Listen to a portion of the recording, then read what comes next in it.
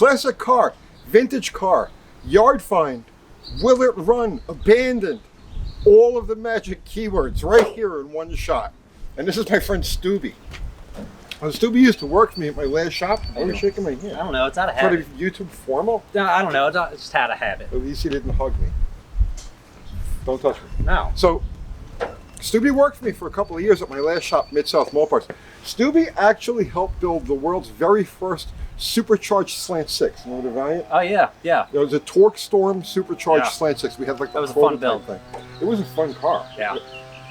So, but at any rate, when we closed that shop and we came up this way and started doing YouTube, Stuby went off in other directions. And then I got a call from him yesterday. Yeah, I think yesterday. Can you help me get my Valiant running? And why is this yard find, classic find, or abandoned or what? Well, because it's been through all those phases. I'll tell you the story of this car first, because we go back a long way. So originally I owned this car. I bought this car about 10 years ago. And it was a completely stock, very well running, quiet as a church mouse, slant six. Everything on the car was just it wasn't pristine, but it was there, it all functioned. Even the AC blew cold. I fixed the AC, it was blowing cold. I had too many cars, too many other things going on. So I says, I'm going to get rid of this. I'm going to sell this. So I sell this car to a guy named Hyperballs McGee, right? Am I making this up? No, okay. No. I sell the car to a guy named Hyperballs McGee. And Hyperballs decides, well, just stock is just not good enough. So Hyperballs, among other things, like he put an air dam under it, he lowered the front, he put like 3-inch lowering blocks in this thing so it just drags on the ground. He was going for like some sort of like land speed record, so he put this on there. And it had one of those like, what do you call it, the Japanese, like the bazooka exhaust. Yeah, it stood about right here. Right. But you know what? Hyperballs, right? What do you expect? So he drives it for a year or two like that, and then sells it to Stuby. Now, I think he actually sold it to, what's his name?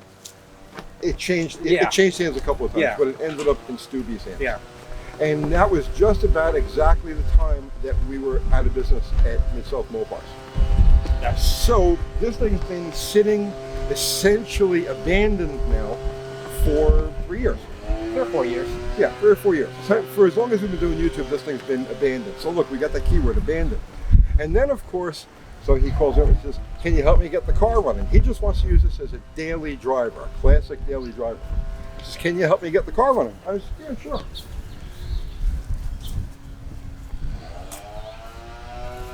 Will it run? Not likely. At least not the way it is. There's a few parts missing, Stuby. Just a few. Yeah, just a few. We got some rusted up cylinder walls here. But I mean, has this motor spun over? Yeah. Yeah. It's hooked it up, had the heads on it and everything a while back. It would crank over. I just wasn't getting compression. Okay. I wasn't getting compression. We only tested these first two, but I wasn't getting any compression, or it was real low compression. Okay. So, had to break it on down. I don't know if it was timing. I don't know.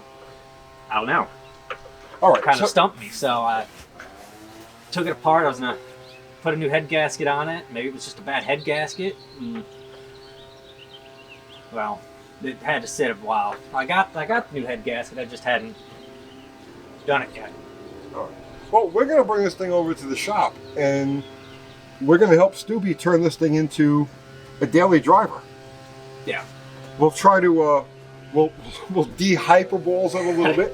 Yeah. I think I'd cut the exhaust off. At one point, it's right underneath the driver's seat right now. I don't care about that. Just put a pipe on it and stick it out the side. How's the interior looking these days? Oh, a little rough. Oh, jeez. The interior of this car was one of its best parts when I had it. You gotta lift up. Yeah. Oh, jeez. Yeah, that's how I bought it. We got... that door, yeah, okay. We got some stuff in the back seat too. Yeah. Okay.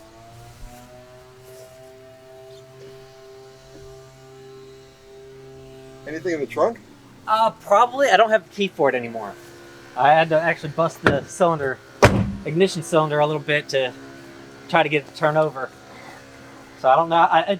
I'm pretty sure there's a muffler in the back, a Flowmaster, I believe. And a roller derby sticker.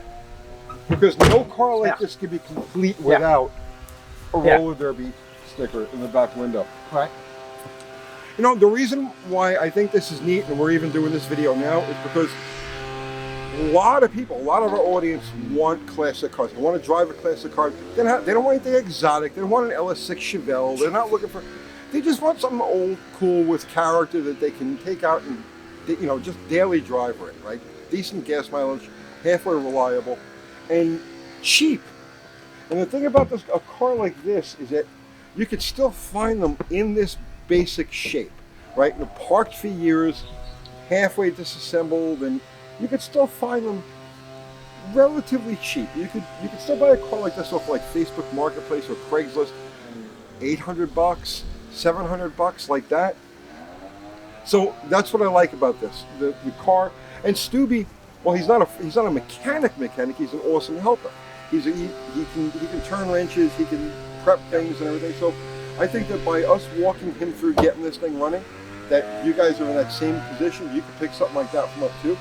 And like I said, this is really representative of what the average person can afford. And by helping Stuby get this thing running, it's representative of what you would be up against if you were to attempt something like this on your own. So what's the next step, man? Get to the shop. We're getting to the shop. Yeah. All right. For now.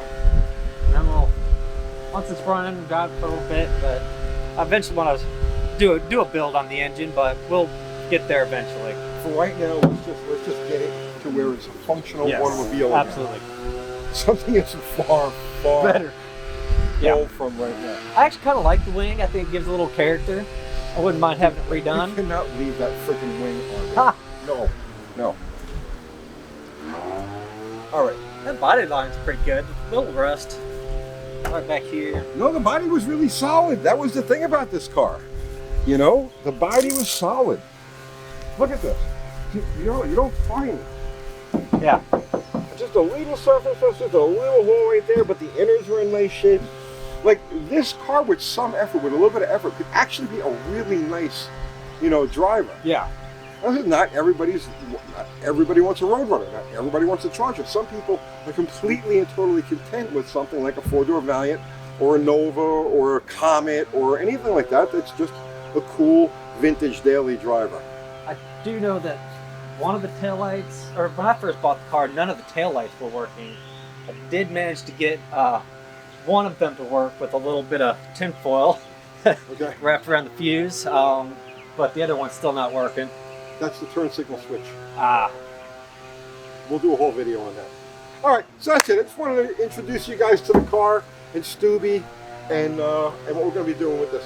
We'll get the car over to the shop later this week, and we'll start going through it and figuring out what's got to go. Like this has got to go. You can't leave that on there. And we got to get the back of it off the ground. You can't, I don't mind having the nose having a little bit of tilt, but yeah, it was getting a little rough driving like this. That's it, guys. I'll see you tomorrow.